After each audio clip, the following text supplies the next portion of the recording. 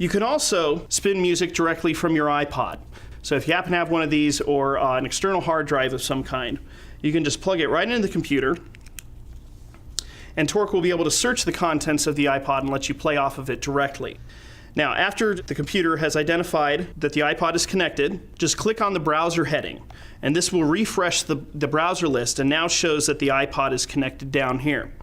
I can click the plus in front of iPod and I can see the contents of the library, including all the folders, so I can search through it that way.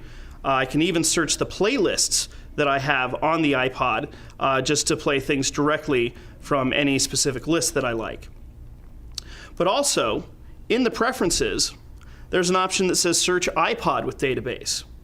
When this is set to yes, now clicking on the database heading will show me everything in the OMSC information folder, in the Torque Tracks folder, in my iTunes library, and on my iPod.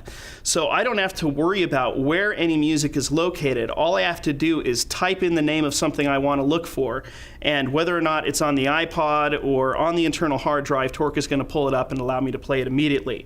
So if I type something like embedded, now I get 2 tracks. It just so happens that the first one is located on the internal hard drive and the second one's on the iPod. Doesn't matter which one I want. All I have to do is just take the file and drag it onto the deck, and now it's ready to play.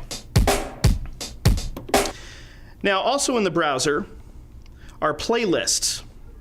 Now, most people know what playlists are. It's just an arrangement of music that you would like kind of take notes with, such as I'm going to play this song, then go into this song, etc. So building a playlist before a set is helpful if you need to have a specific order of music, and that can be done simply by right-clicking on playlist and typing new playlist. I can right-click on the empty playlist and give it a name, like demo playlist. And now I can start adding files to the playlist simply by locating them in the database and either double-clicking them or right-clicking on them and choosing Add to Playlist.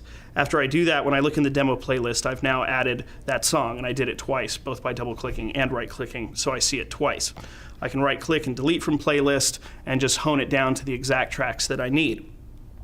At the same time, though, Torque is also keeping track of everything that I play since I launched the application. We can see there's something here called a session playlist, and it has a date after it.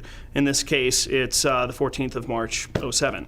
So when I click on session playlist, it shows me embedded, because that is the one track I've loaded up so far. If I continue adding songs, each song will be listed in this playlist.